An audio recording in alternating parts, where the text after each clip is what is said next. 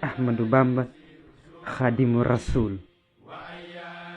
E così Sheikh Ahmadu Bamba fu mandato in esilio nel 1895 in Gabon, ma l'amministrazione coloniale giustificò allora la sua decisione affermando: dal rapporto contro Sheikh Ahmadu Bamba non risulta chiaramente alcun episodio di predicazione della guerra santa, ma il suo atteggiamento, le sue azioni e in particolare quelli dei suoi principali studenti sono sospetti.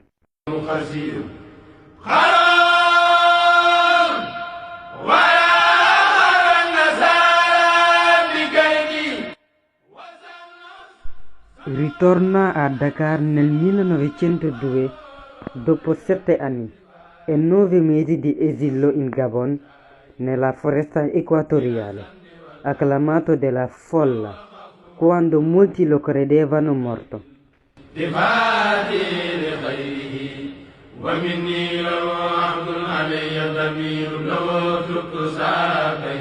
L'amministrazione coloniale tenta di nuovo di arrestarlo inviando fanti e sapi, ma i suoi discepoli, cosiddetto talibi nella lingua Wolof, lo proteggono.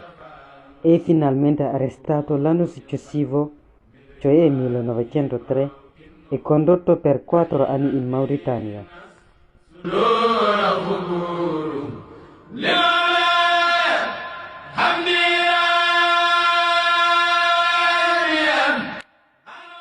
Dopo 1910, le autorità francesi si rendono conto che Sheikh Ahmadu Bamba non desidera la guerra.